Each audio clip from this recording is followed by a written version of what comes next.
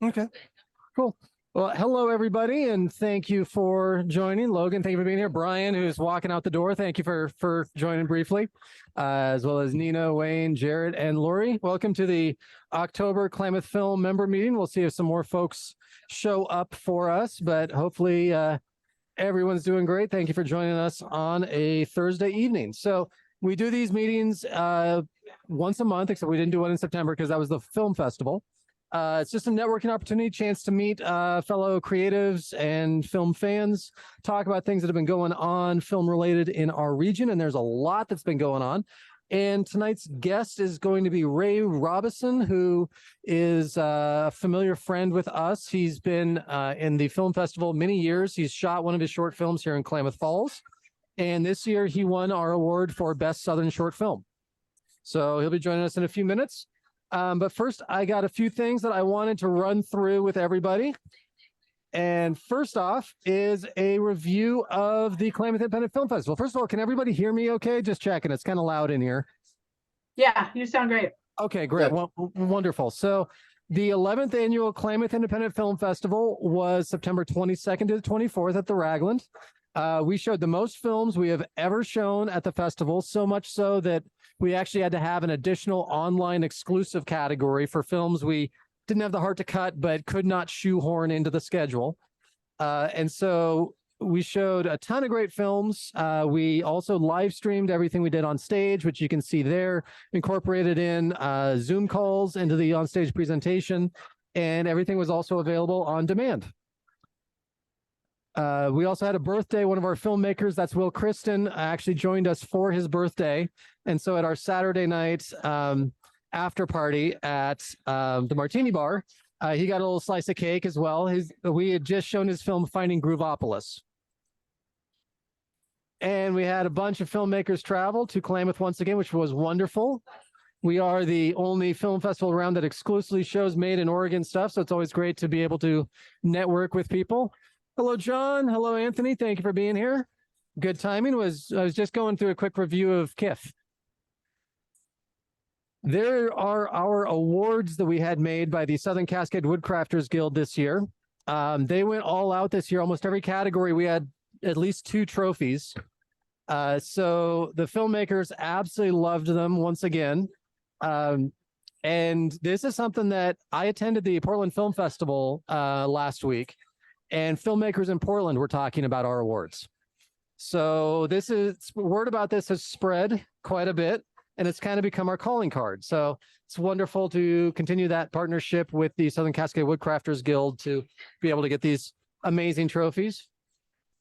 So I would love to hear any feedback for those of you who are involved in Klamath Independent Film Festival this year, what you thought of it, what we might be able to improve on, things we could do differently, things you liked. Open forum for anyone who has thoughts on the film festival. It's too bad. Yeah, it's on. I felt like attending the Klamath Film Festival was a great learning opportunity. You're really gonna have to speak up, Anthony. We can't hear a word you're saying. It was a great learning opportunity. I enjoyed being able to watch everyone's camera shot angles, the tools they used on set. I just enjoyed hearing the interviews after the film. It was just nice to see the industry at work and everyone sharing their wisdom openly. Okay. Hopefully people picked that up over the shouting in the background because I didn't hear a single word Anthony said. So okay, cool. Anyone else have thoughts on the film festival or some ideas that we could work on for future events? I thought everything was great. You guys did a really good job making everyone feel welcome and doing all the interviews and the cool trophies. I think everything was spot on. It was a really fun experience getting to talk to everybody and meeting new people. It was a lot of fun. I loved it. Cool. Well, thank you so much for coming down again, Nina. It's going to be my new yearly trip. being at the Portland Film Festival, you would think a place like Portland would get a huge audience, but I think we actually had a bigger draw in Klamath than what Portland got this year. Yeah, I was kind of surprised. So, no, Friday night was our biggest draw, but over the course of the 3 days, we had a bigger draw than Portland Film Festival did.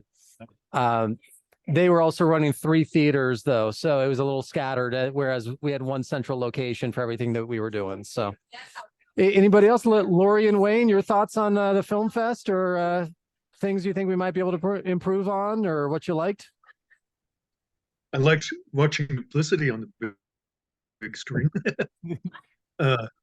Seeing some familiar faces. That was fun. No, you guys are doing great. Cool. Thank you. Lori, you have any thoughts on it? No, you want me to split it somehow? Not sure if Lori stepped away. Jared, I know we talked in the lead up to the festival. You were going to try to watch stuff online. I'm not sure if you were able to or not. Yes, I was able to. Okay, cool. Great. It wasn't as great as being there, of course, but it was good. I saw some really good films. You guys did a great job of selecting the material, the first review, and it was great. I mean, I was really impressed with quite a few of the short films. Did you have a favorite from the things you were able to see? Will and Tess. Well, good choice then, because that's our guest for tonight. Terrific. Well, I'm glad people had a good time. We definitely put in a lot of work on it, and we will continue to try to get better at putting on the film festival. So the other big thing that we had going on was we had a feature film just shoot here in Klamath. It's called Backseat Driver. It is a Portland-based film crew. And Anthony, right there, you were the production assistant on it. So they shot for 3 days in Klamath and about 2 weeks in Portland. All the Portland shots, though, are interior shots because, I mean, a house in Portland inside looks the same as a house in Klamath inside. So they shot that's at Back 40 Cafe. They also filmed at Linkville Cemetery. That was beautiful. And Linkville Playhouse. And hey, look, there's Anthony again in the lower left. And the Linkville Playhouse. And also the OC&E Trail. And look, there's Anthony again. So really fun having a feature film shoot here again. They ran into some major tech issues. Drove 300 miles from Portland, and then as they were getting set up their first morning, they fried the motherboard on their camera and their monitoring equipment. So thankfully, Klamath Film was able to step up and provide them a cinema camera and equipment that they were able to use throughout all the days here. Otherwise, the quote that the director gave us was, "Dude, you saved our ass." Yeah, was the statement. Kurt saved the day, honestly. If there's superheroes without a cape, he's right here. Yeah. So, when you're 300 miles away from home, it's kind of hard to send a runner to be like, go grab my backup camera. But yeah, they fried a Blackmagic Ursa from just static electricity or something like that.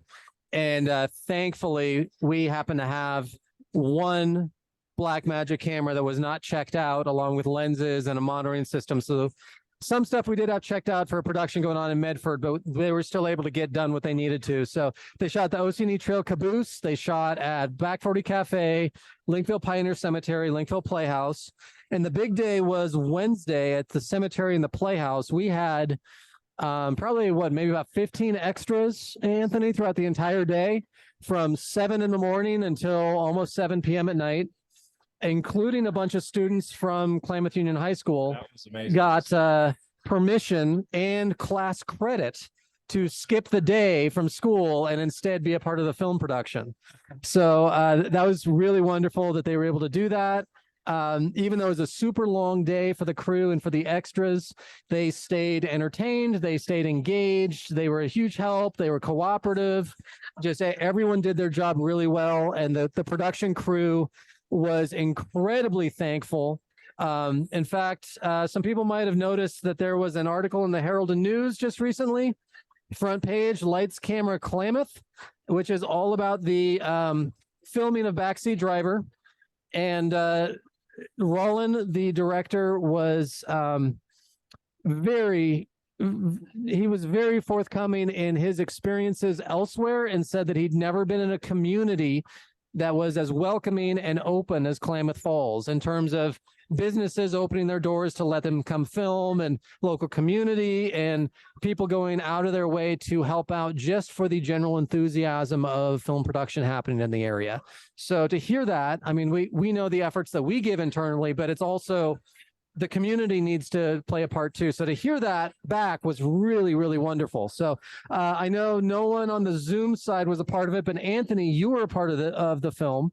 So let's hear your perspective in terms of being a production assistant for the first time and working on a major feature film. So what I would like to say first off is thank you for allowing me the opportunity to take on that.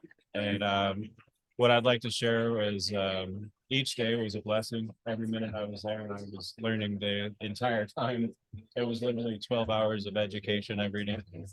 And they actually at one point had to told me to hold my questions till afterwards, because I'm holding upset, because I'm like, yo, I got a question. But that's what I would like to say, is it was a blessing to see that how a team can work together, how we don't need to be so selfish in our works and think we can accomplish something on our own. It was great to see like a sound guy dedicated to sounds, light guy dedicated to lighting, slate guy. It is so much more organized than trying to do something by yourself. Mhm. It was nice to see a production crew at work for the first time for myself. Maybe y'all have seen it, but that was my first time on set, and seeing a nice organized operation, how they all worked well together. There was no arguing. Everything was jokes and good times. So I have nothing but positive things to say about being on set for the first time. It started off a little rocky with the equipment malfunctions, but once we got the equipment settled, the crew was actually really surprised with how smooth the whole production ran. So that was really a blessing, that after one major scare at the start, the rest of the time they were able to get things done pretty easily. And what I'd like to say about the director of photography was the skill set of being able to take a black magic camera like yourselves, and the way I watched him within 30 minutes adapt that thing to create that film was honestly impressive. And I'm sitting there scratching my head like, how does Kurt have a random black magic just laying around? It's like, you know, these people are stuck out here, because I mean they would have lost so much money, like big time, because they would have had to go home. Yeah. And this was a long drive for a lot of people, so that was a blessing. And the reason why that film came to Klamath was because the director Roland has had short films and 2 feature films in our festival. He's had a film almost every single year since I want to say 2018 or 2019, and has just kind of fallen in love with the community and our film festival, and finally decided, you know what, I'm just going to go ahead and make something in Klamath. He didn't have to set the film in Klamath Falls, but he decided that he wanted to shoot it specifically for Klamath Falls because he loves our film festival so much, which, and again, is a testament to the effort that we do to try to make the film festival work. So, that's wonderful. And in fact, Jarrett being on the call here is kind of a similar story. We're looking forward to hopefully being able to bring his film to Klamath sometime soon, because we do have, presently we are in talks with 2 feature films that want to shoot here. Both are pending peaceful resolution of the Hollywood actor strikes. Once those strikes resolve, we have one film that is slated to shoot probably February or March. And Jared, I'm guessing we're maybe tentatively looking maybe spring, depending on whenever the strikes come to a conclusion. When the strike comes to a conclusion, then we'll know. Okay. I'm hoping that by the middle of next month, it will come to a conclusion, because once the holidays hit, once Thanksgiving and Christmas, it's going to be next year, which is disappointing. Right. Well, I'm the day that the strikes end, I will just make sure that my phone is on, because I assume I'll be getting a call from you right away to start planning and plotting as soon as we're ready to roll. I hope so. Yeah. Well, we're looking forward to that. So Jarrett won our award for Best Feature Film at our 2021 Klamath Independent Film Festival, and spent 3 days checking out the festival, and just decided to spend 2022 writing an entire screenplay about Klamath after his experience. So thank you for that, and we look forward to being able to work on that film. Absolutely. And that leads right into our featured speaker joining us with perfect timing. Hello, Ray. Are you there yet? There he is. Hello, Ray. Hi, Ray.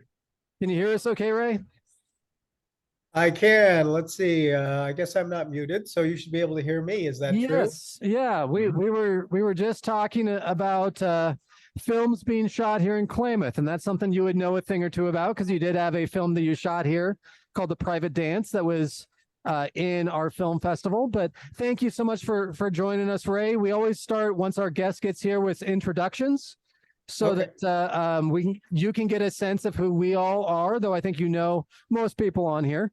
Give people a chance to kind of chime in if they're working on anything presently that they want to share, if there's any opportunities for projects that people want to share, and then we'll get into your career a little bit, some of the films you've worked on, and we also need to talk about your award-winning film this year, Will and Tess.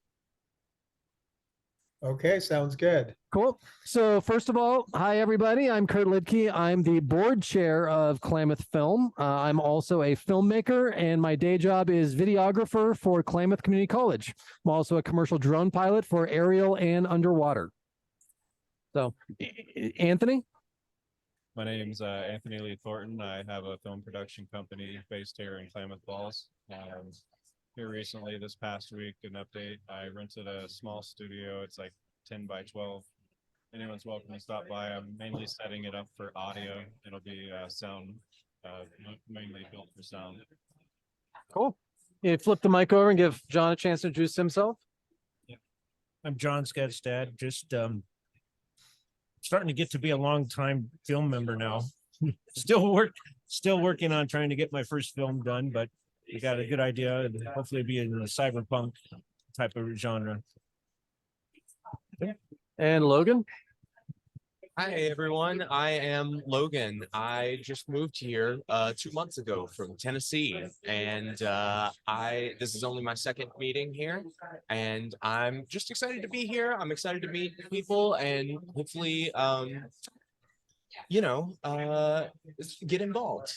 That's what I'm interested in. I have an associate's in video production from a couple of years ago, but I've never really gotten a chance to use it other than on student stuff, because I was a photographer for TJ Maxx and Marshalls for 3 years when I was in Memphis. And so that was very structured, and now I don't have that structure. Right. anymore. You're suddenly freed from the handcuffs. Absolutely, absolutely. So I'm just out, and I'm trying to meet people and say hi, and maybe I can help out on something, and things like that. Wonderful. Jarrett, possible PA for you right there. Sounds good. And Nina, go ahead and introduce yourself, please. Hi, everyone. I'm Nina Oberlin. I am filmmaker, animator, set builder, make puppets, puppeteers as well. So kind of do a lot of different things. I focus mostly on animation, but I'm out of Lafayette, and I'm also a board member. No, but you have to sit closer in order to hear. And then Art just sat down. We were just going through introductions, sir. So if you want to just pop right in. Martinowski, here, there, and everywhere. And Wayne. Wayne Sweat. Hello, Ray, everybody. I'm an actor. Got a project coming up early next year, hopefully. And Kurt, since you mentioned the Langfield Cemetery, if somebody's looking for a real creepy site, they got headstones from the 1800s on up. And I don't know how Tom Cooley did it, but he managed to order some rain when we were shooting out there, and that really added to the element. So if you're looking for somewhere creepy, that's a good place to check out. Yeah. And it doesn't cost anything for us to film. Yeah, the city was really wonderful to work with for Backseat Driver to be able to film at Linkville Pioneer Cemetery. It was no cost. We did have to rent a porta potty delivery, but that worked out well. And the setting was really gorgeous. Filming there early in the morning, we got the sun coming up right over the crest, so it worked out really, really well. So looking forward to seeing it. Backseat Driver, I should have mentioned, they think early spring they'll have a rough cut ready, and they do plan to submit it for our film festival this year. Right. Yeah, exactly. Lori, are you with us? Yeah. Hi. Hey. Good to see you again, Ray, and everybody else on the call. I'm Lori, Klamath Film member, volunteer, 3-time festival selected filmmaker.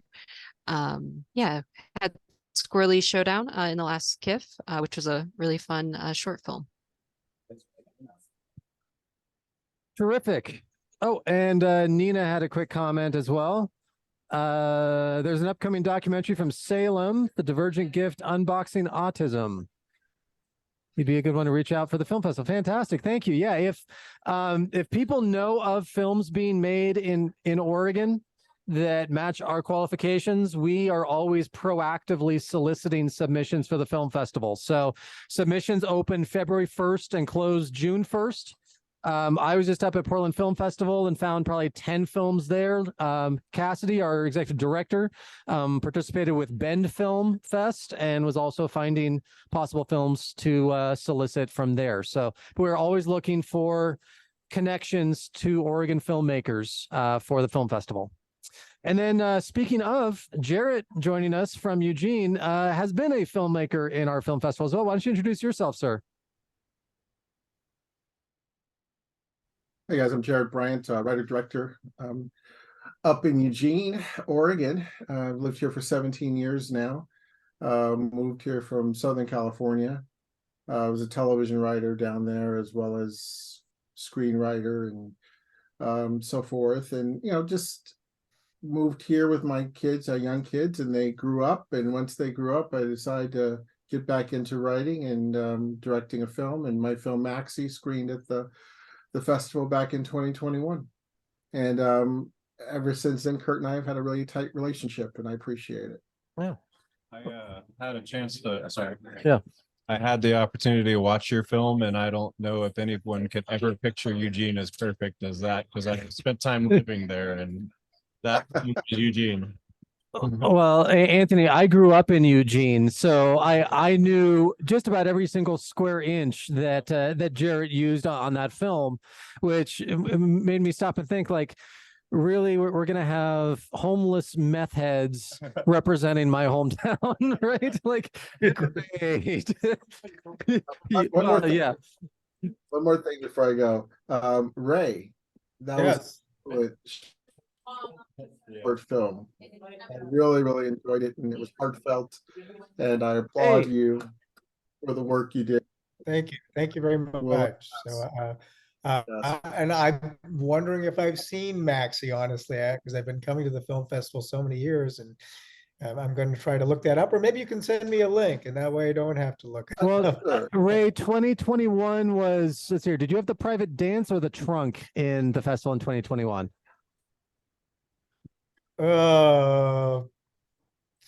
I think it was. I think the dance. I think it was the private dance. Sure. So yeah, so you would have shown the day after Jarrett's film showed. Okay. Cool. So was Maxie a for that? Yes.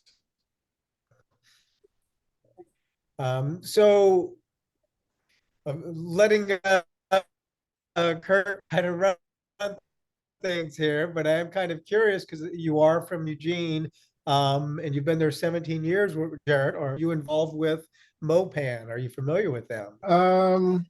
No, I'm not. Is that the Asian Film Festival? No, it stands for Mid-Oregon Production Network or something like that. It was actually their version, essentially it would have been their version of Klamath Film or Southern Oregon Film and Media. But it did been existing a number of years ago, but just kind of wonder if you had been involved or knew them. But or if any other organization like that has sprouted in the Eugene area.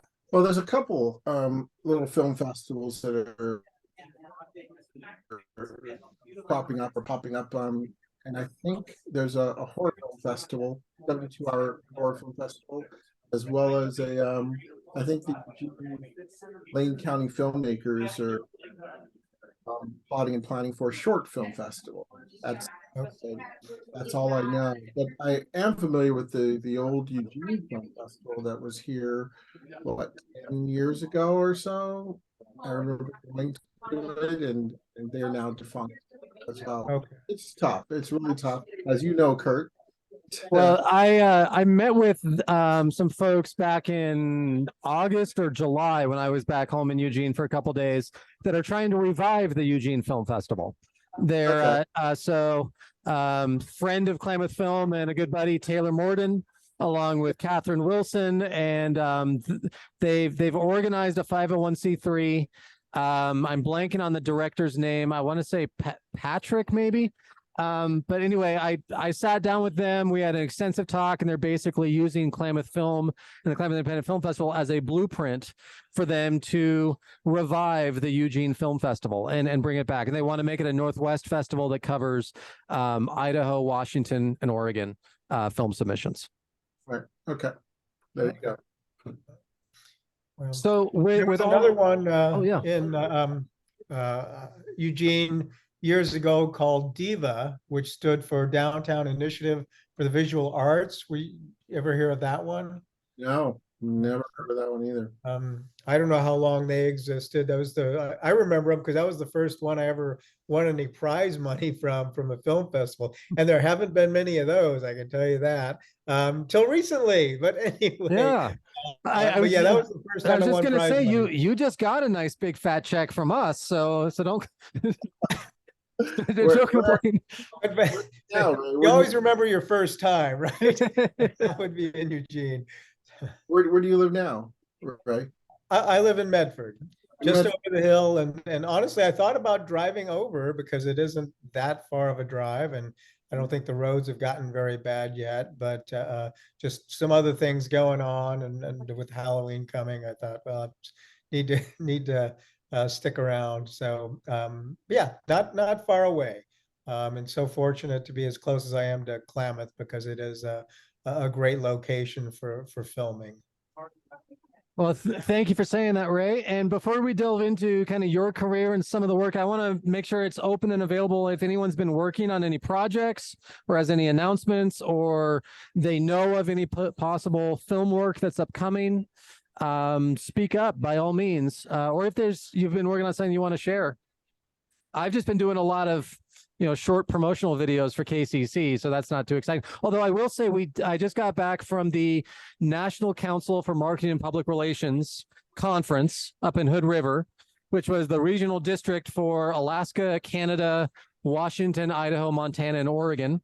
And my work won second place for best collegiate radio ad. So that's something at least. Yeah, for best radio advertisement. So yeah, I used to work in radio, and we made an ad back in April that was, I was trying to think of what is the most polar opposite of a cliche radio ad, because usually radio is like big, bombastic, booming voice with lots of high energy, racetrack announcer style, Sunday. And I was like, well, okay, what's the exact opposite of that? And I thought children's bedtime story. So we made a radio ad that sounded like a rhyme scheme children's bedtime story as a radio ad, and they won a special award. So that was kind of cool. Congratulations. Anyone else been working on anything that they want to announce or something they would like to work on and need some help with? Yeah, we're well aware of the project you've been wanting to do for a few years now, John. at some point, right? Yeah. Lori, do you already have your next stop motion film plotted out? Or Nina, are you working on any cool new puppets or anything like that? Yeah, I'm actually working on my character Melvin for a YouTube channel I'm trying to put together. So he's going to be with his own stage and backgrounds. So I'm getting ready to build a backdrop for his set and finish him up and get his like characters to go with. So he's just going to be a movie critic, but he's going to be a little zombie that goes around and picks on people in the audience who are not paying attention to the movie. So just kind of something fun that I've been working on. And so I'm finally getting ready to build a puppet and get everything set up so that I can start having some fun with it.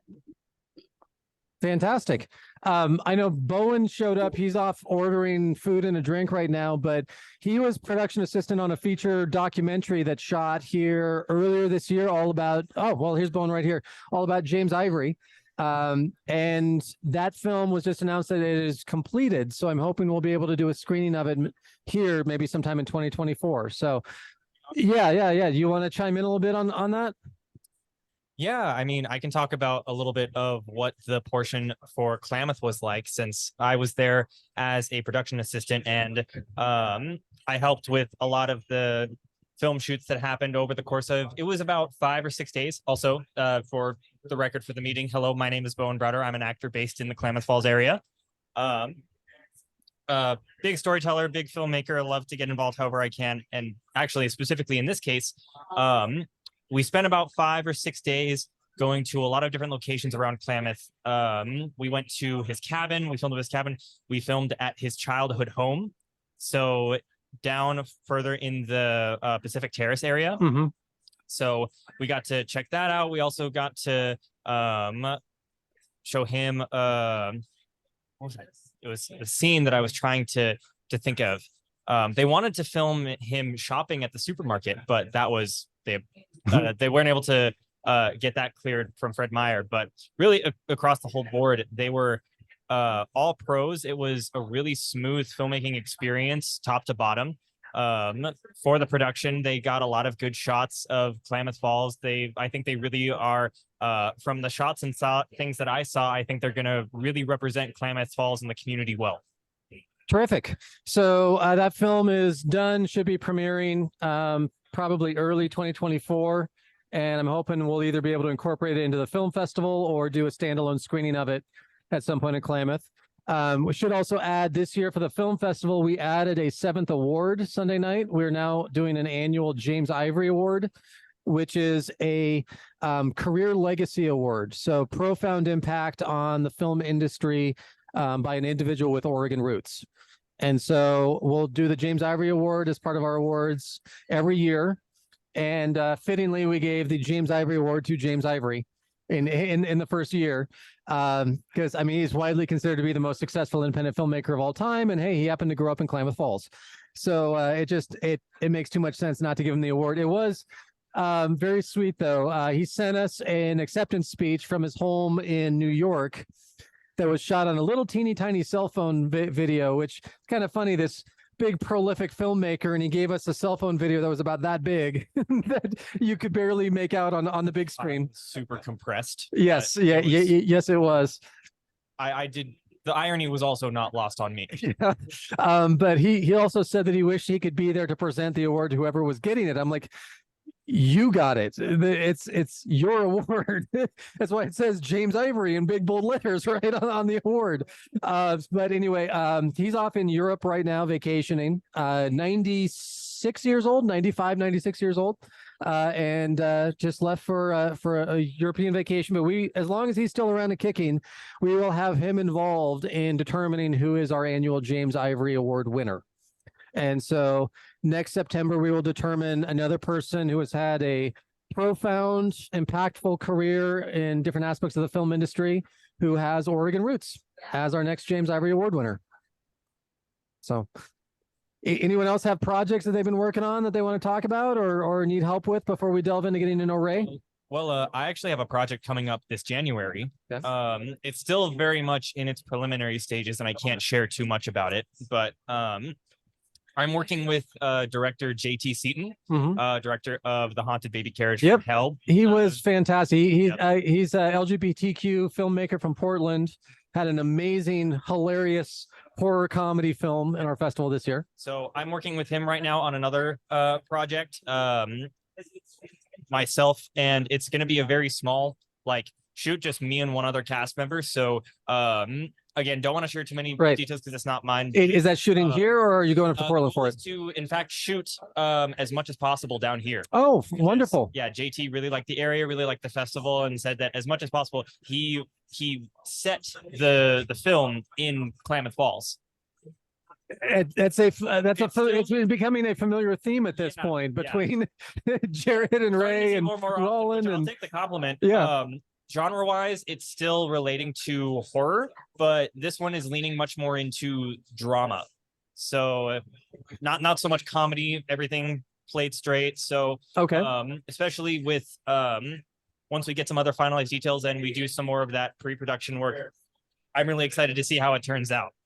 Okay. With that said, a couple of things that, of course, with Kurt, you and I can discuss as well. Of we're looking for a couple locations and like some additional. If we can get helpers in the crew department, would be very helpful. Okay. Well, if you need a school location, talk to Art over here. He can help out with that. Oh, sorry to interrupt nap time. Yeah. No worries. It's all good. If no one else has something they want to chime in with, let's get to know our guest. Yes. Good. Okay.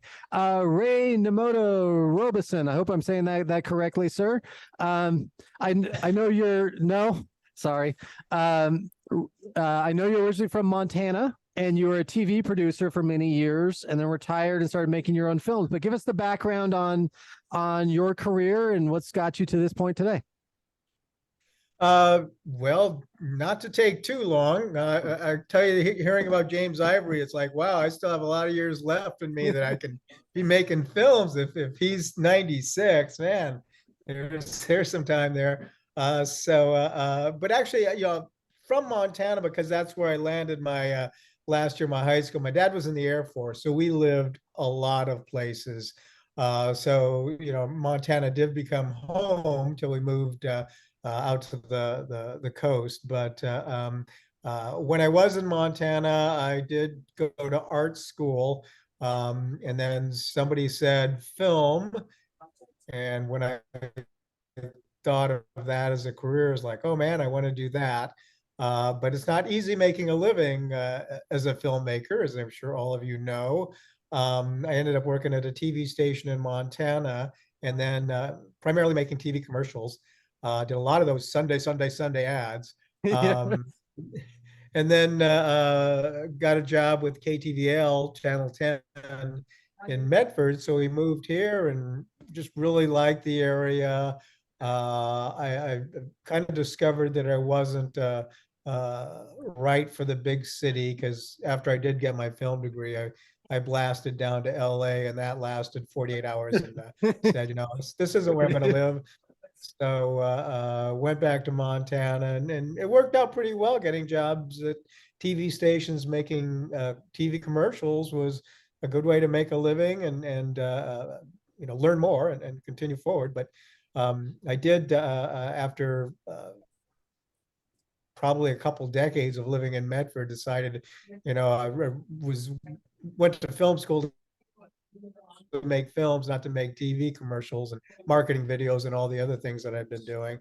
So just started doing that and doing the film festival circuit, and just enjoyed that very much as my art, my way to communicate. So I've been very fortunate to have the opportunities to create the films that I want to create, but also work on a number of other films, generally as producer, production manager, that aren't necessarily the kinds of films I might make on my own. But I love the process so much, especially when you get to work on location. So I've worked on a number of films that way, where I go out and produce on location someplace for several weeks, and certainly enjoy doing that. So we'll maybe be doing some more of those in the future as well. So anyway, but right now I am retired 2 years and 3 months ago, and which just really opens up the opportunity to create films. But of course, where it doesn't become so easy, as again, as all of you know, is it takes money to make a film. I mean, there really is no such thing as a no budget film. There's always some money that's going to be involved, and so I scrape together funds different ways to make these low budget films, and enjoyed going to film festivals and showing the films and creating the films. So, currently I've got Will and Tess is still out there, but we did just wrap. Well, actually, we're getting close to finishing post production on a feature film that I shot over here called The Eve of May, sort of a dramedy, drama with some comedy thrown in, with some music thrown in too. And I kind of say that it's not a comedy, but there's comedy in it because there's comedy in life, and there's it's not a musical, but there's music in there because there's music in life. I mean, we sing in the shower and things like that. There is no scene of anyone singing in the shower, but that was the example I was going to use. So we are going to finish that off. Got a guy over here that's editing it, and we'll probably try to have a cast and crew screening in about a month or less, and then start hitting the film festivals with it. So it's 91 minutes. Been a long time since I've directed a feature, so hopefully it will be well received. And that had some familiar faces, and you also were able to use some of our equipment for that as well. So Right. thanks for being able to check out some of our gear. I know Greg Franklin worked on that, as he does with most, if not all, of your films. Greg is someone who is also at a film in our festival previously. Folks may remember he had a really cool homage to 1960s Twilight Zone and The Outer Limits short film called help me, Ray, with the title on it. Oh, Augury? Yes, yeah. So he was in, and I want to say 2021 in our film festival with that film. But yeah, you've had a film in our festival every single year going on, what now, 4 or 5 years now? I'm not sure, but something like that. Yeah, it seems like there's something in there most years, and now that I feel like I have more time, that may just continue. Though I really do want to push more for doing feature films at this point, even though next year I do have one short that I'm giving some thought of doing. It depends on whether Kirk can find what I need to make it. So we'll be talking to you about that. Okay. It was kind of giving you a break while the feature was being shot over there, but now that you've wrapped on that, I'm going to see what you might be able to round up for this one short film. And then there actually is another feature that we've got some money for, and I think I did mention this to you, Kurt. That we'll be shooting over in your area, further east, I guess, for most of it. But it was written by the guy who's editing The Eve of May right now, and I'll direct it. And we've got a year before we start shooting that, but it's good to plan early. But anyway, we will see how that goes. But I definitely want to do some other films this next year. Right now, I'm pretty much gonna slow down a little bit for the holidays, and get The Eve of May out there, because we're gonna start this first year with just hitting up the top tier film festivals, and see, you never know, see what might happen. So we've sent it off to Sundance and Slam Dance, and I just sent it off to Berlin today. That's a spendy one to enter, by the way. And Tribeca. Yeah, those are the 4 we've submitted to so far. So, threw away almost $500 right there. But that's the way you do this. That's why it costs so much. But you never know. So you got to give it a try. Is this the feature film that we're talking about? Yeah, 91 minutes. it's a road trip story about a grandmother and a grown granddaughter traveling back to the hometown where she grew up and hasn't been back to in over 50 years. So hopefully it'll make people cry and laugh. And I think it's fun. There's a lot of variety in there with the humor and then a lot of very emotional scenes as well, and some fun songs thrown in there as well. So, nice. So let's talk about your most recent film, which was Will and Tess, which was in our festival and won our award for Best Southern Short Film. So since all of our awards are unique, as Jared knows, he won one himself in 2021. You got a pair of teacups for your special award from Southern Cascade Woodcrafters Guild. But this film, for those who didn't see it, it's a film about an elderly couple and the husband just died in the home. And the wife is trying to cover up the fact that her husband has died to their kids, essentially. And this came about through somewhat personal. It's somewhat autobiographical, but with some poetic license taken, right? Yeah, oh yeah, definitely. But it really comes out of my concern because my dad's 90, my mom's 96, and they live in a home on a lake in Montana, very isolated, and just really feel because they don't have a very large social circle at all. They don't have a lot of consistent contact with other people. That if something were to happen to my dad, my mom really would not know what to do and probably not be able to do some of the things she might need to do, especially with her hearing being as poor as it is. I don't think she may know she should call somebody, but I don't know if she could hear whoever is on the other end of the phone with her. So it's that kind of situation. It also comes with not just not knowing what to do, but my dad being very old school and he doesn't need any help. And he'll take care of everything. And I guess also making that assumption because my mom is the older woman, my mom being 96 and he being 90, that of course she'll go first. But when you're 90, you can't assume that you're not going tomorrow. But he's taking that attitude that she will go first. So everything will be fine. He'll take care of it. But the concern that created this film was that my mom would not know what to do if my dad were to die first. Okay. And so you've been able to take this film to several festivals. You won first place at our festival. Have you collected any other awards yet? Oh, wow, that's strange. I have to think. Yes. I know I have. This is weird. I have to look back, but actually there was a festival. Oh, now I'm trying to remember. No, this might have been for another one, but it did show at a film festival in Poland that I've created this nice relationship with because so many of the films that I do relate to issues with elderly people. And that's the genre. That's where their focus is.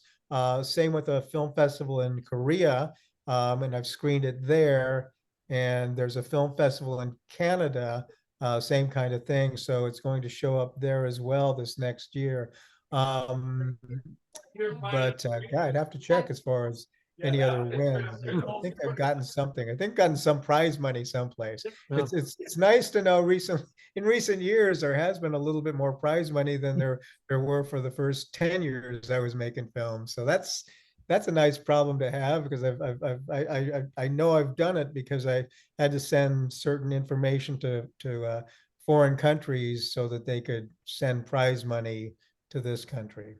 Anyway, but yeah, it's done well, and most recently I was at Sheridan, Wyoming for their film festival there, which they do a really nice job. And if you've got a short film or feature film, consider Sheridan, Wyoming. One of the things I really liked about it, well, a couple of things is one is they gave me some money for gas because I drove there instead of flew. It's not easy to fly from Medford or Kalispell to or Klamath Falls to anywhere, let alone Sheridan, Wyoming. So I did drive, but they did give me gas money to do that. Then they put me up in a hotel. But then once you're there, you can walk to all the venues, the theater, and every place they have stuff. So it's a nice film festival. They don't do awards at that film festival actually, so it was nice to be involved with that one. You know, there's a lot of good film festivals out there, and I think we as filmmakers, we really need to spread the word to other filmmakers. When a film festival such as Klamath is a good film festival, and you say, "Hey, you need to submit to that," even though I know for us, it's a little bit like, well, if I let other filmmakers know that, then there's more competition. I have less of a chance to get in. But I think we all help each other out by saying, "Hey, this is a good film festival. You should submit to that one." So I'm saying this, the WIO Film Festival in Sheridan, Wyoming. It's called WIO because the theater is in a great, I mean, this is a theater that rivals the Ross Raglan. So old classical film festival or theater, but it's the WIO Film Theater. So that's why it's the WIO Film Festival. Okay, great. So, oh yeah, go ahead, Jared. I want gas money next time. Sorry, Kurt. I want gas money. Yeah. So Ray, well, I'll throw this other one out there since I'm talking about film festivals. I suggest people submit to Green Bay, which, and this is probably, I don't know, with this being so with the Klamath Film Festival, but everyone should submit to Klamath. But Green Bay actually, the way they've structured is instead of doing, they used to do a 1 5-day film festival once a year. They've gone to one day 5 times a year, and they figure out who the winner is of that category for that day, and if you're the winner, they notify you and they fly you in and house you. So that was really nice. So got to see Green Bay, Wisconsin, and it's cold there. we don't have that kind of budget. I wish we did, but no, but thank you so much for not only submitting to our festival year after year, but also loyally attending our festival. You know, we know that it's one thing to have a film in, but it is a huge time and financial commitment from every filmmaker, even traveling in state to spend multiple days in Klamath Falls. So we deeply appreciate all the filmmakers that do that. So you've been coming for many years, but this was the first time you'd won an award with us. How surprised were you when your film took first place? I was very surprised. In fact, I didn't watch the recording later. I was almost afraid to, because I thought maybe I was just going to come across as being too silly and giddy over the whole thing. It was pretty exciting to win that. You know, I like the film. I think it turned out really well. I guess I just didn't feel like it was something that was going to win an award. So it was a huge surprise, and you know, so great to see your work recognized, of course. But as far as attending, you know, to me, filmmakers should attend film festivals for our own selfish reasons, is meeting other filmmakers, meeting those who can potentially be a part of your next film, or you can be potentially a part of their next film. You know, because you know, I throw out there that I do production management on features, that kind of thing. So, you know, it's good to network, and you know, I'm a huge supporter of and believer in networking in this industry. We'll call it an industry, even though I'm not making any money at it.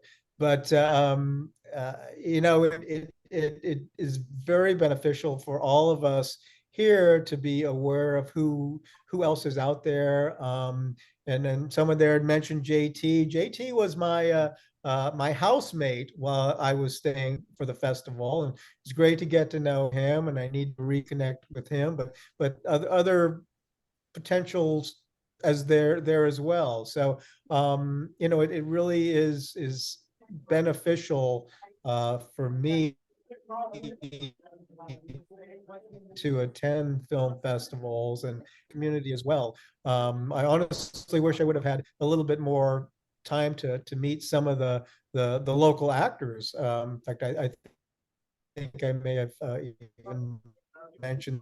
Well, we have a few on the call now, so to Cassidy yeah.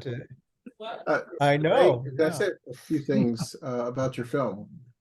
You're watching all the short films and you're appreciating them for a lot of different reasons. But one of the things that really stuck for me is that it was the mundane. It was just the simple going to the mailbox. Life is mundane.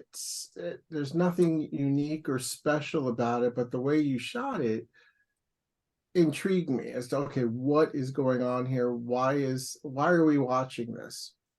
And then her, by the way, she was excellent. Your actress. I don't know her name. What is her name? Marlon Mason. Marlon Mason. Yeah, she's the one. Were you there? I don't know if you were there when I did the Q&A, but I did mention how fortunate we are to be in one of these communities. Same with Klamath, but also in the Rogue Valley, where there'll be actors that will end their, finish their career and retire out of Hollywood and move elsewhere, right? But they still want to act, and they'll do it for very little. And she is one of those. She was exceptional. I really enjoyed it. I really enjoyed the space where you let the material breathe. The moments that you gave it just to breathe, to let your audience absorb what is happening, and the relationships between the kids and understanding, because we've all been there before with our parents, aging parents, and we're aging ourselves, but trying to get them to understand the need to accept and embrace what's coming. We have a hard time doing that, let alone our parents do it. But her finally coming to that point of accepting and embracing the fact that she needs help, and who better to get the help from, right, than her children, was very touching. And I appreciate what you did. It's a great short film, and it made an impact on me. Thank you. Well, thank you. I do appreciate that, because I really strained over that quite a bit, because in our world things tend to need to be fast paced, but I didn't want it to be fast paced, and one of my concerns was I think about Tim Conway's old man character in the Carol Burnett show, if you remember that, where it's done for humor, moving so slowly. It's done for humor, and I'm going, is this going to come across as humor or not? And so I did struggle a bit with making that decision that no, it needs to be at this pace, because this is what their life is, and coming from a background where I've made so many TV commercials, it is sort of like you need to make it fast, 30 seconds, you got to fit it all in, dude, go. And now that I'm doing something like this, where you're doing your own art, it's like I can slow it down, and it needs to be slow, but we do live in a world where anything you see on a screen, you think we're so used to things being so quick. Yes. But no, I need to slow it down, and I kind of held to that, even though definitely are times when, I don't know, but I do appreciate your input on that. It was the perfect creative choice. Good job. Yeah. Does anyone else have now that we've gotten a chance to get to know Ray, does anyone have questions for Ray? I just had a comment to go along with what you guys were both talking about, the pace. Having it slow made a way bigger impact, because it embraces their life and how they actually live. I thought it was perfect. And the only thing I would say is you need a disclaimer that you might need a tissue box. Yes. because it was a very emotional film and I really enjoyed it. But yeah, the pace was perfect. If you would have went too fast, it wouldn't have made sense with the feel of the film. I agree 100%. Well, Ray, since you were asking about actors, we have Bowen here. Wayne is on the call as well. And if you're ever looking for a PA, if you want to shoot out here, both Logan and Anthony would love to be a part of your production. Okay. I'm so more than happy to be a PA too. Yes. Well, maybe this summer or maybe after October of next year. We've got a lot of work to get that set up and going, but should be a good film. And we've got, like I said, a lot of work to go through. You know, got to figure out the cast for one thing. And this last production I did was all a Southern Oregon cast and crew. And I think we did an excellent job with it. So definitely will keep all this in mind, stay in touch with everybody. The one, you know, the short film I want to do, you know, I'd sort of backed away from, because thinking that maybe now that I have more time as I'm retired, I should really focus on features. But this is a short film I've wanted to do for many, many years. It's just a matter of finding the right vehicle, basically. And by vehicle, I mean a bus. But no, I mean, and honestly, I've been thinking about some of the actors over in Klamath that I would cast in this. So it's definitely in my mind as far as Okay. who's out there. So. Well, it's funny you mentioned bus, because that's specifically what we need to find for Jarrett's film. And in fact, I did some location scouting for Jarrett. I went to an old wrecking yard here in town, and there was this fantastic wrecked bus that was already on the lot. So I was like, hey, you know, this is a 2-for-1. If things come together for Jarrett's future film, we already got a bus on site we can work with. And you can paint flowers on it and rainbows. Well, so we will see what next year brings. Yeah, did you have a question? Yeah. So can you talk a bit about what it takes to be the producer? And they have you listed as a producer on 25 projects. So can you talk about being a producer, or what the producer does and things like that? It's a lot of work. It's just organizational, logistics, overseeing things. You know, and honestly, I remember when I got my degree, my film degree, leaving that and going, you know, I really don't know the difference between a producer and a director, what the two do. And I think one of the reasons for that is because the way so many young people, especially those in school, they work as a committee, you know, and they don't have that type of hierarchy that exists once you start working professionally. So the lines are sort of spread around. Everyone's doing something. You know, producer doesn't have that kind of creative control, but manages and puts everything together. You know, it's not an easy task, and Kirk does a lot of producing. You know, I don't know that he gets credit for a lot of the producing that he does, but he does do a lot of producing. But all of that falls into that envelope of bringing the people and objects, we'll say objects, together, keeping it all coordinated and organized. You know, so you know, it's just really staying on top and making the film. You know, there's so many things involved in it, but being able to find some people that can help be involved in keeping a lot of these elements organized is difficult and important. But I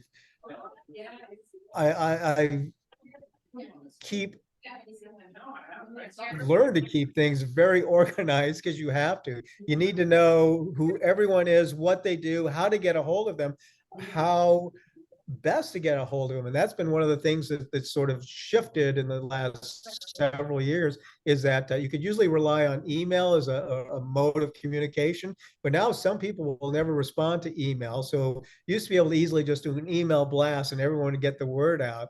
But now it's like, okay, now this actor I need to contact via text, because that's the only way they're going to see it. This actor is Instagram messages, this, that way. So you've got to really know that about all these people that are involved, and you have to remind them too. So I guess being a producer is like being a parent with a lot of kids, and trying to get them to do something. Producing is really a lot of work, and glad to take as much help as I can get with producing. But it's very time consuming, and I would really, with this last project, if you don't have the time to stay on top of things, then you're not going to be able to do what you need to do. So it's very stressful. I hope that answers your question a bit. It's So I'll add to it. So does the producer have anything to do with funding? And then how are you funding some of your films? Well, the producer is definitely going to be involved in the funding. Usually going to get that executive producer title to someone who actually brings together the funds. When I did Besetment, I was one of the producers on that, and I'm credited as executive producer, and not because I had the money for that one, but I basically made it so the film got funded through different creative ways. Won't be involved with raising the money at all. Some will. Line producer would be the person specifically watching the money, but depending on the size of the production, and that's one of the real differences. I guess in talking to me, is that all productions are different. I like mentioning how so many, especially student projects, are done by committee instead of where the hierarchy exists with different crew roles. But productions are at so different levels. And I work at a low budget level, where I do a lot of that as a producer. Whereas it's productions that have more money, they have a lot of different people just as a part of the producing team, instead of a single person. So it can vary a great deal, what each production is, and you got to get a sense of that. I recently talked to someone who has worked on a number of films, but generally because he's worked professionally as a gaffer, and to come and work with me, I knew that you don't get hired on as a gaffer unless the production is a certain level.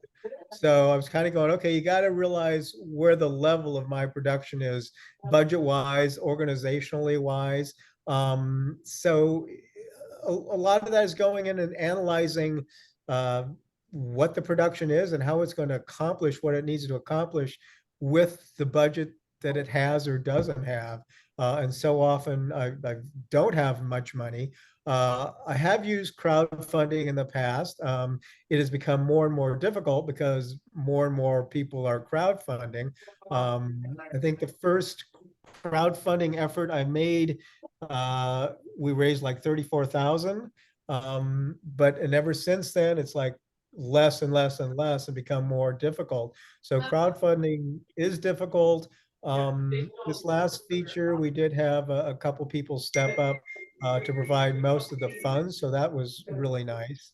But you do view money in a couple ways. One, money is dollars, The other money is volunteers, is people that are willing to work on a project and not be paid for it, because they do see it as an artistic endeavor and not as a commercial enterprise. You know, I would never ask people to work for free on something that is commercial, because somebody's making money from it. You know, when you're doing something that's really being done for the sake of art, then I'm okay with that. If they want to collaborate, be a part of creating something that they view as being a worthwhile artistic piece, then I'm fine asking people if they want to help out, and not be paid, or if I just cover their expenses, that kind of thing. And a lot of people are, because I think a lot of us right here are definitely artists, and you know, we enjoy the process. We take a great deal of pride in creating something that we feel good about. So again, hopefully some of that helps to answer your questions. It is a very complex process, filmmaking in general, because it is such a huge range of what is being done, just because of the money that can be involved, or isn't involved. Yeah, most people have a good idea of what a director does and what actors do. When you start getting into the idea of a producer, it becomes a little bit more ambiguous, and it also varies wildly depending on the production, the overall budget of it, how many people are working on it. A producer may end up just being a catch-all for doing a little bit of everything, all of the miscellaneous tasks that need to be done on a lower tier production that doesn't have a large crew. So it really varies in terms of what a producer does. You know, that Godfather series that talks about the making of it? Mm-hmm. That really gave me a good feel more about what a producer does, because that was all about the producer's like, you know, his whole experience in trying to make that film, which is really interesting. Well, if you want to see a great film that covers the topic of what a film producer does and what the experience of a film producer is like, watch Get Shorty.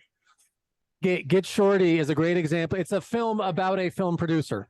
So it's definitely one to check out if you want to get a sense of all the little new, obviously it's Hollywood. There's a lot of cliche. It's Uma Thurman and John Travolta, fresh off, you know, coming together, fresh off Pulp Fiction. But it is about trying to produce a film, essentially. We also need to talk about your film, The Private Dance, because that was shot here in Klamath Falls during the pandemic. I think we shot that in 2020 or 2021. We used the Herald and News offices, and we also shot downtown, which had some interesting experiences. We shut down Main Street to shoot in the middle of the night.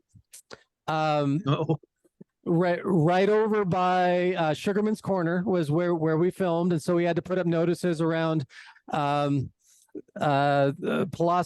and the Pikey to let people know, hey, you know, try to be a little bit quiet when you're late night drinking, because we are trying to film. We had one meth head or crack addict or someone who would not leave Sugarman's Corner and was getting into an argument with a tree while we were trying to film. Kept like shouting at a tree and kept coming back to Sugarman's Corner and trying to argue with this tree some more. And then we really made him paranoid when, because of the camera angle, you wanted to shoot from Sugarman's Corner, and you wanted it to be empty except for the one character who's laying on a bench.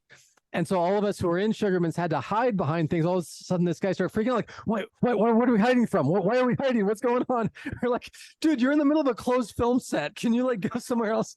And then, of course, we had an incident where your lead actress almost got killed while dancing naked in the middle of the intersection at 2 or 3 in the morning, because someone decided to drive the wrong way down a one-way street in downtown and almost plowed over the actress in the middle of a shot. So we have like 7 or 8 camera angles of this female lead actress dancing in not fully naked, like it wasn't like a bodysuit, but essentially was supposed to be naked.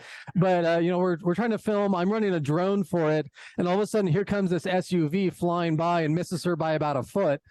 Goes all the way down to the end of the street, realizes that there's a barricade, turns back around, comes back into the middle of the set and says, hey, what's going on? Why is the street shut down? Like, meanwhile, I'm already on 911 trying to report the guy's plates. So it made for a fun outtake. Not that there's necessarily bloopers for a film like that, but It made for an interesting, side footage to utilize. So I'm just curious of your memories of making that film in Klamath, because that's certainly what stands out to me. Well, I remember you were not happy when that happened. So, and I don't really remember the meth head that well, but that's actually good because that means the rest of you were taking care of things that I probably shouldn't have had to worry about it. And that's really great. It's great to have a crew that takes care of those things that would disrupt production, because I'm focused on pushing through and getting things shot and everything else that I need to focus on. So really wasn't too aware of the meth head talking to a tree. But it was really very good. The city was so good to work with because, and we had blocked off the street in the proper direction. It was that guy deciding he was going to go the wrong way on a one-way street that was like, what? So we didn't have a blockade up at that side. But the private dance was actually written by Kathy Kelly, who I've known for a number of years. And she brought me the story, but it's the kind of thing that I do really as a director, because I do have we all wear a lot of hats in this business. But she brought that to me, and I do like directing other people's scripts because it's nice to take something, read something, and come up with an interpretation of that. And turn it into a film. So it's not one of those where I only direct or make films that I've written. I've done, I'd say almost 50% of the films I've made were probably written by somebody else. But also then the projects where I'll produce, but I'm not directing as well. So it's nice to have my hat in there in a lot of places, and you realize where your skill set is, and I guess part of it too is as you get older, as I have become, I realize running the camera is just not something I should be doing anymore, and a lot of those things that require someone to be more physical, I'm going, well, I really shouldn't be doing that kind of thing anymore. So producing has really been where I've found myself fitting a lot better. But it does mean you have to find those people that you can rely on, find a team. And been very fortunate, and that's one of the nice things. And I know someone there that's from Tennessee fairly recently, coming in new. This is great. You should be meeting people, and I've been around the Rogue Valley for 37 years, Southern Oregonian for 37 years, no plans to go anywhere. But that's one of the things that's a benefit to me, is that I know a lot of people around here from all those years, and not just years of living a regular life, a lot of years of going to Cameras and Cocktails and just being involved, going to film festivals, trying to meet people, and letting people know what you want to do. And I've told a number of people that want to direct, young people, say, don't be afraid to say that you want to direct. You may not get to direct this one, but if that's what you want to do, say what you want to do. If you want to act, say you want to act. Don't be afraid to just accept what they offer, but don't be afraid to say, what I'd love to do if I get the chance. Mention it, because you might get that chance. And it's networking is really huge around here. So from Tennessee, so isn't that where Cassidy's from, Tennessee? Yeah, Cassidy's also from the Tennessee area. He mentioned Cameras and Cocktails, which is an event that happens in the Medford Ashland area on the first Wednesday of every month, usually from about like 6 to 8. I usually go out, so if anyone wants to carpool with me, I usually see Ray there and a bunch of other filmmakers from the Rogue Valley come out. So they're a lot more informal. There usually isn't a featured speaker like what we do, but it's also a good opportunity to meet local creatives and get a chance to kind of connect with people, hear about productions that may be happening. So it's always worthwhile to go out there. So if anyone ever wants to go with, Wayne usually comes along with me on those trips, and every now and then other folks do too. So that's an opportunity for you as well if you want to try to get more connected with people here. We should also mention a I huge. buy the gas on those. Yeah. Wayne always covers gas every time that we go because I drive an electric car. So we should also give a huge thank you to Midland Empire Insurance, which for the private dance, they gave up their facility, let us use it way into the wee hours of the night and early morning. Trusted us to just hand over the keys to their facility and let us use that as a staging area, costume, makeup, catering. Everything was all set up inside Midland Empire Insurance. And also Herald and News gave up their facilities for free as well, because the general manager there is also a screenwriter. He was like, oh, you want to make a film at our facility? Sure, whatever. Just, here's the keys. Just lock up when you're done. So it was really wonderful to have both Herald and News and Midland Empire be so forthcoming and giving with their space and letting us use it for that film.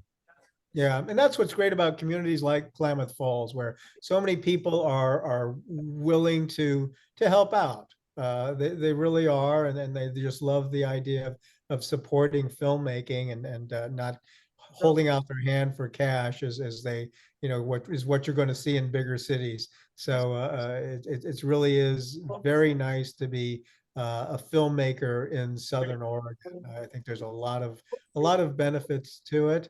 There's some infrastructure that we don't have, but we try to make up for it by staying organized, like Klamath Film and Cameras and Cocktails, and just encouraging people to be a part of the network, and making sure that it exists, because we don't have the kind of great resources you would in a bigger city to find cast and crew.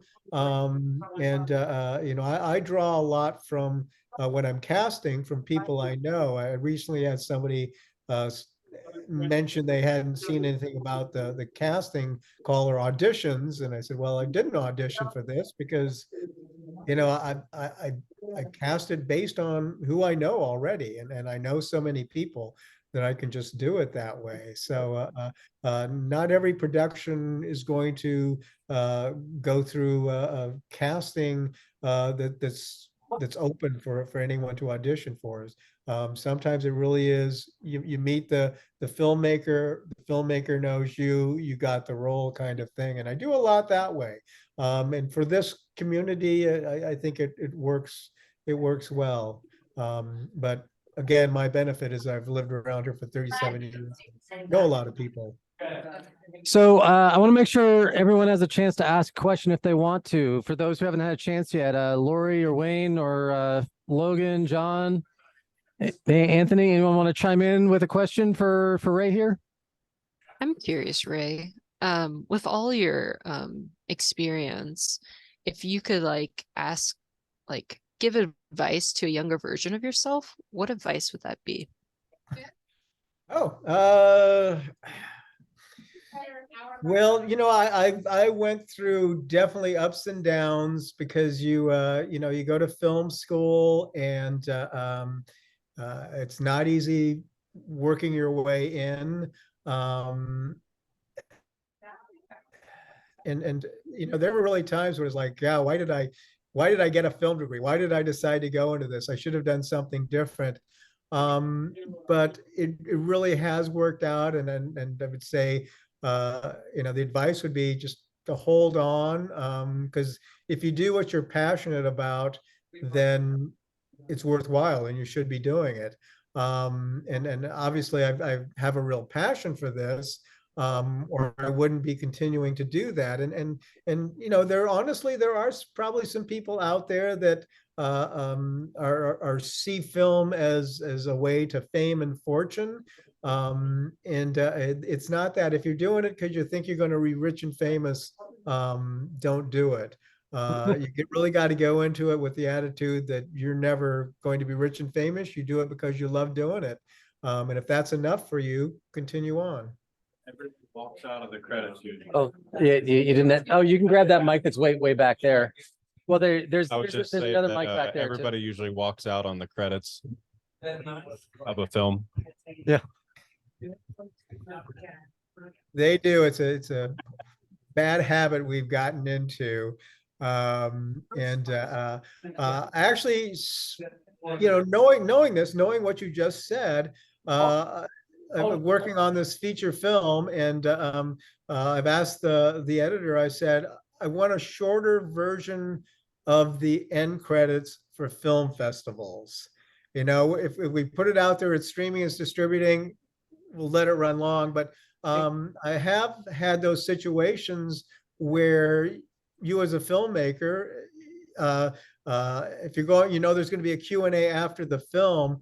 I've had some late night screenings in the past with a feature where people do start leaving during the credits, but you want them to be there for the Q&A. So I have literally rushed forward, grabbed the mic from the person who's supposed to be introducing me, and just started the Q&A on my own to try to draw the audience back in, because you want to talk about your film. With that in mind, I did ask the editor, say, let's do a shorter version for the end credits so that we can get to the Q&A sooner at film festivals, because you want those people to stick around. And the reality for so many other audiences that they're not going to stick around. But if there's a Q&A afterwards, hopefully, and the credits don't go too long, then they will stick around for that. And it used to be, prior to the 1970s, that film credits ran at the beginning of films, not at the end of films. So, yeah, which maybe we should go back to that. I don't know. Yeah. I have another question. So, for a small budget film, what are maybe 3 or 4 key positions that you depend on as, let's say, the writer director? You're the writer director. What are 3 or 4 key positions for a successful small budget film? Well, obviously, whoever's running the camera would be really important, and sound as well. So, I mean, that is really key. But one of the things that comes to mind when you ask that is, with this last feature I just did, it was kind of stepping into the script, into the story. So you got to take that script and analyze it and see what you need to create what you want to get. And some of those scenes will be extremely simple, and crew of just a few people, that's all you're going to need. Some of them will be much more complicated. So I knew going in with this last feature, you've got those scenes, it's 3 people talking in a room, easy. But we also have a bachelorette party scene with a male stripper or 2. And I knew that you cannot do with just a few people. So that was one where it's like, I really need to have an assistant director. And I had an assistant director and second assistant director on that, because you have to have somebody controlling the set when you've got a set that's that involved, that includes that many people, that much going on. Because if you're the director and the guy doing sound, they're doing their thing, camera people are doing their thing, you can't control all of the other elements that need to be handled just by yourself. So to me, a good AD is what I want so often, especially as the complexity of a scene starts to ramp up sound. It's like, oh, I need an AD for this. An AD can really be very beneficial to helping a director get what you're going for.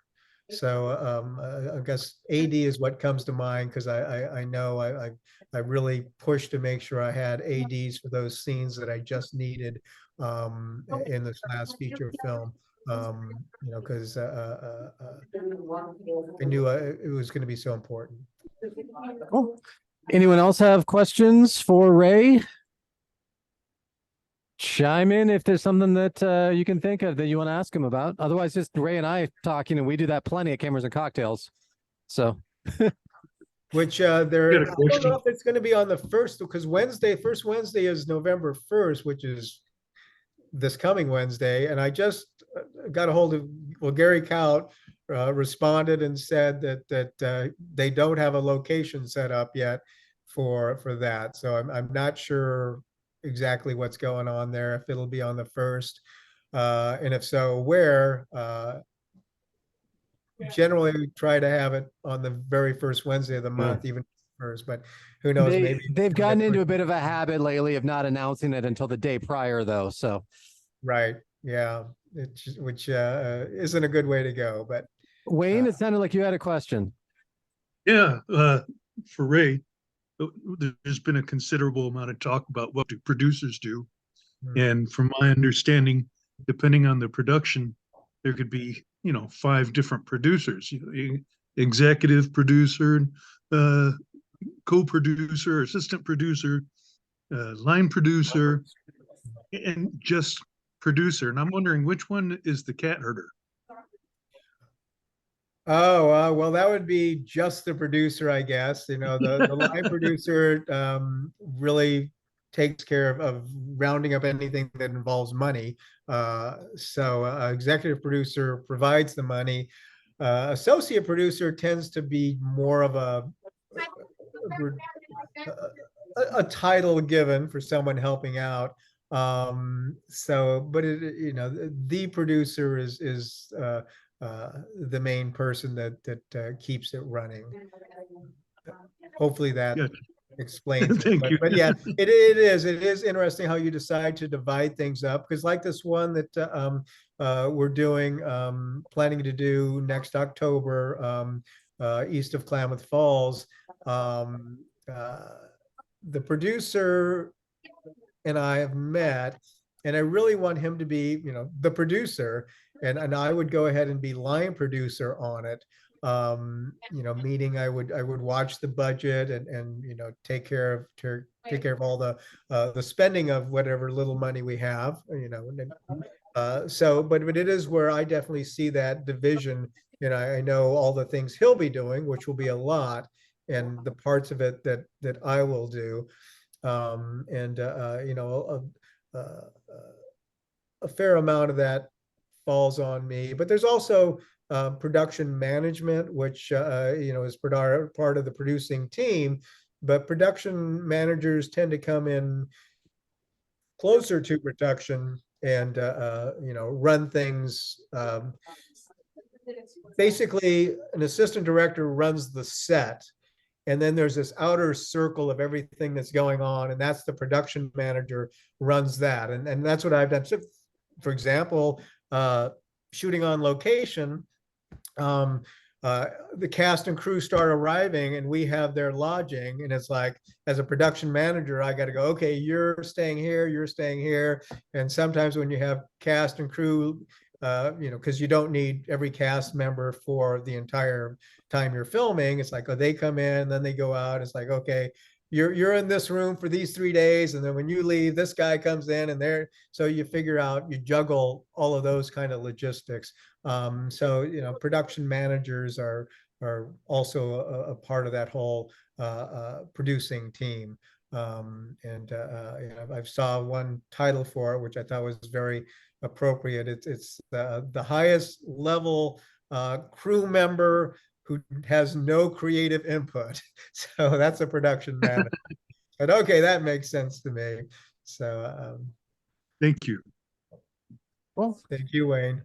Anyone else? We got about 15 minutes before we wrap things up. So if there's something else that anyone wants to ask. Otherwise, we'll just kind of do our traditional going around, giving everyone a chance to chime in with final comments or a final quick question before we call it a night. And Anthony, do you have something? Just for Nina, real quick, you said you're from Lafayette. Is that a little town around Klamath, or where's Lafayette? I'm in Lafayette, Oregon, which is by Newburgh and McMinnville. So I'm like right between Newburgh and McMinnville. Well, you're way up there. Yep. Oh, okay. So do you ever do anything with the McMinnville Short Film Festival? I actually been reaching out to them to help out with some stuff. One of the board members asked me about participating in their film festival, so I'm just waiting to hear back about what's going on with that. Okay. I did submit a film this year to them, so I'm hoping to get one of my films in there. Okay, yeah, I was on the board for them for a couple years. And they do a nice job, or they did a nice job. I haven't been for a couple years. But you know, it's a nice area up there. So anyway, but Lafayette, I was kind of going, I don't know of a town named Lafayette close to Klamath Falls. So, and I No, didn't it's think you were from the south, so. well, I grew up in Southern Oregon, actually. I grew up in Rogue River. Oh, okay. So I spent like 30 some years down there. Oh, okay. So yeah, I grew up down there. So I know a lot of people down there. Lived all over the place: Mefford, Rogue River, Cold Hill, Friends Fest. Okay. Well, now I know where Lafayette is. Yeah, it's a beautiful little place. Anthony, did you have something? Yes, Ray, you had mentioned that the executive producer would be raising funds for the production via crowdfunding and connections that you may have. Where does the law stand with that as far as LLC? And I forgive you if you don't know the answer, but I opened my film production company as a limited liability company versus most people do nonprofits. Do you think I should switch that up as far as the crowdfunding goes, or? I don't know where my boundaries are because they say LLCs cannot raise funding, so I don't know like where that stands. So I was kind of confused on the business aspect of that. Well, I wouldn't change it up. What type of film are you creating? Is it going, are you doing something that would be for profit, or is it? Yes. It is, okay. And I also created merchandise for within the film to be sold. So I ended up with the LLC, Okay. that choice. I would stay where you are as far as the LLC goes. You know, being a nonprofit opens up its own can of worms, and Yeah. I might be able to talk to Kirk about that. But you know, it's not easy to set up and operate a nonprofit. So I think you're probably just as good staying as an LLC. You know, and you know, as long as you take care of the taxes appropriately, then you should be fine. For me, you know, I raise money, but I also spend it all, so it's sort of like a net profit of zero. But you know, and I've looked for ways to kind of go, I'm just doing this as a hobby, but so basically I play the game of, yeah, money comes in, but it also goes out. So so with opportunity where I would walk up to somebody like Kurt and be like, hey man, if you put in like 10,000, I'll give you 10,000 plus 30% back or something. Is that allowed in the film industry, or? yeah, Sorry, it's asking allowed. questions. It's allowed. And I believe it's also allowed in crowdfunding, though different crowdfunding platforms have different rules. So you'd have to make sure the rules of the crowdfunding platform that you decide to go with. Okay. Thank you. Cool. Well, we got about 10 minutes left, so we always end these meetings, Ray, by just kind of going around giving everyone a chance to have either a final thought or a final quick question to throw in, and then we kind of give you the floor for any final advice that you may have. But again, thank you so much for joining us tonight. So let's start off. Wayne, do you have any final thoughts or a quick question for Ray before we say goodbye? No, I ran my mouth all right tonight. I'm done. Okay. Lori, then, how about you? Yeah, I just want to say a big thank you, Ray. It's been wonderful to listen to you talk about your experiences. I guess I would have maybe a question on how do you create an atmosphere so that actors can do their best performances in your films? Or potentially, like, how do you handle creative differences? Because potentially to have that great atmosphere, there might be some difference in opinion on how something should be done.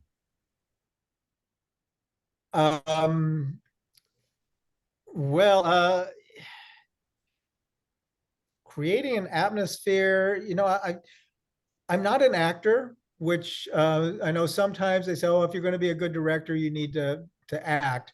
But I think one of the things, the fact that I'm not an actor, is I rely on the cast, my actors, to see what's in them, and perform that way. And if I do any little tweaks to that, it's just going to be that. And the other thing that comes to mind with this is that trying to think of who it was. A director, older director from a while back, had said that, trying to remember the right way to do this, but he said he never reads lines to an actor. He never reads an actor's lines to an actor, because then all he gets is the actor doing the role. So it's always try to, okay, this is what I'm going for, but you never actually say those words. It's like, this is what the character is thinking. This is, it's that kind of thing, but you never really just say it like this. It's this is what I want. Give me your interpretation of this emotion, doing it that way. So I do always try to approach it that way. Conflicts, they do come up. They're resolved in a lot of different ways. But I think that it's nice to have a background with an actor. And I guess that's why so many directors use the same actors repeatedly. I think you'll see that in films all over the place. Well, Scorsese's using De Niro and Leonardo DiCaprio again, because that relationship. But so many other directors will do the exact same thing. So you form that relationship and figure out how to work together, and then you just hang on to that, and that's really very nice. The other thing I think is I got to admit to myself that I'm not always right. Because I have done, and that's the beauty of especially this digital age. You can do other takes, and someone says, "Oh, I think it'd be better this way." And instead of going, "No, I want it this way," I have definitely at times had an actor say, "No, I think this would be better this way," and then I go, "Okay, good, let's go ahead and do it that way." And then, sure enough, you watch it when it's edited together and go, "Yep, they were right. It was better that way." So it's like, yeah, you do the best you can at making those decisions, but if there's time to try it a different way, you may discover that it was a better way. So hopefully that answers your question. Yeah, thank you, Ray. Cool. Nina, do you have anything you want to chime in with? I just wanted to tell you thank you, Ray, for joining us tonight and sharing all of your wonderful experience and information. It's very informative and helps, those of us who are still working on trying to make more films too. I look forward to your next film. I really liked your film on the festival. Like I said, it was a tearjerker and it made me cry, but it was beautifully done. And I look forward to your next film. Thank you. Anthony, do you have a final question or a quick final thought that you want to chime in with? Just waiting on Lori's squirrels to come out. Yeah. I would like to see her create some merch for us to buy. Yeah, you need to work on squirrel merch for next year's KIF, Lori. I'll keep that in mind. Okay. Bowen? No questions. Just wanted to thank you, Ray, for talking to us and always being a great fixture of in Southern Oregon as part of the filmmaking community. It's definitely inspirational for a young performer like myself to see all that passion and to see all of that the drive behind it. And it is something that I value greatly and think that it's a great thing to model myself after. So I appreciate that. Thank you. Cool. John? I just wanted to ask a follow-up question that Anthony had. Do you use a company when you create your movies, like an LLC or something, or do you just do it just as a part of your own personal? Sole proprietor is how I'm structured. Sole proprietor. Sole proprietor. Do sole proprietor. Okay, thank you. Logan, anything you want to chime in with? No, not really. I'm just happy to be here. It was wonderful to listen to you, and thank you all for having me, and thank you for coming and talking or coming. Doing the thing. Yeah. Art, anything you want to add? Yeah, so I asked about it being a producer. Can you throw a couple bones at us about being a director? Like, what did you learn in school about being a director that works or doesn't work, or what works for you? Well, I think one of the things if you're a director is have confidence in yourself and what you're doing.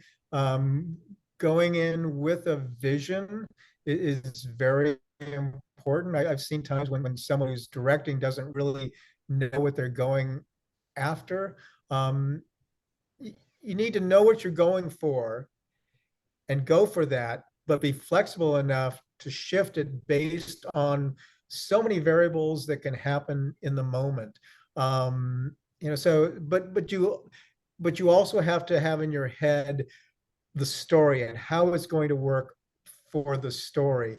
Because as you start changing things, it may change the story some. And just like, well, for example, in this last film we did, I went through the script, rehearsing with the cast, and it says I'm open to changes. If you see something, let me know.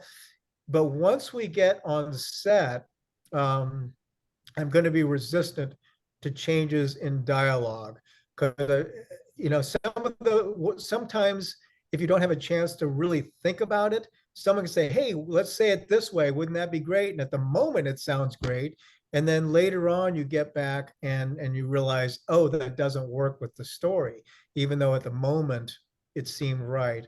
It's being flexible. But I think it's really smart to let the cast and the crew, talk about it beforehand. But once you really get on set, it's like, okay, go time. We know what we're going to do. We got to do it. And any of those little changes, they have that potential for being dangerous. I remember one specific, in the script that someone pointed out that I didn't catch in writing, was how the granddaughter's a vegetarian, and I have her in a line earlier say how she's looking forward to going across the street to the Irish restaurant and getting some shepherd's pie, and because those are scenes apart, it didn't, like, she wouldn't be saying that. So but it's that kind of thing where you may change something because for whatever reason shepherd's pie seemed more appropriate, but then it doesn't work with the character and you didn't realize it at the time. So I hope that helps a little bit. There's a lot of variables, and people direct differently. But respecting the people you work with is important, and hopefully they'll respect you too. So with that, Ray, we will give you the floor for any final advice, words of wisdom, or final thoughts that you may have to wrap up our evening. And again, thank you so much for joining us and sharing your experiences. And thank you to everyone who was able to make it to the October member meeting. Well, yeah, I would guess what I'd say is thanks for inviting me to be a part of this. I think these types of things are very important for all of us as filmmakers to be able to create what we want to create. And with that, if you do happen to make it to the next Cameras and Cocktails or whatever one down the line, come up and say hi to me, because if I don't recognize you, you recognize me. Come up and say hi, and I've learned, and it's not something people enjoy doing, but just to figure out a way to introduce yourself to people when you're at these networking events, because it's not easy. It's not easy to walk up to strangers and try to meet them and start a conversation. But it really is something I've learned to do, because I know if I'm going to create that network, I've just got to reach out my hand and say hello. So be willing to do that. You know, you never know where it's going to lead, but also the other thing is don't have this expectation that everyone you meet is going to provide you with whatever it is you're looking for. It's just one more connection that you can make. Remember in my days of working for the TV station, one of our guys who had been in the production department and moved into sales because he could make more money. To me, it's like, oh, sales, I don't know how you're going to do that. And he when we were going to meet with a client, he did say, you know, he's got this philosophy that you know, he goes in and when he leaves meeting with a client, whether they decide to buy or not, he says thank you, and he means it, because he realizes it's an odds game. It's like, so every dozen no's, he gets one yes, and if someone says no, it's like, thank you, because that's one more no to my yes. So, you know, don't think that everyone you meet is going to lead to something. You just got to keep meeting as many people as possible, and you know, those will evolve into things. And there's a lot of people I've met that have started working with on different projects from different areas that you know, it just fizzled out, but that's fine, you know, because at the same time, you know, I don't know if all those people I reached out to and started kind of developing projects with actually happened. I don't know how I get it all done. But it is a little bit like lining yourself up with more work than you can really handle, knowing that a lot of it is going to fizzle out. And I think that does happen a lot in the film making world, where projects are in development, but then they don't end up going well. So just kind of keep at it. Terrific. Thank you, Ray, so much. And thank you, everyone, for joining us. We will do this again in November. Thank you. Thank you, Thank everybody. you. Thank you. Okay. Thanks. Have a Talk to great all night, you you later. guys. Bye-bye.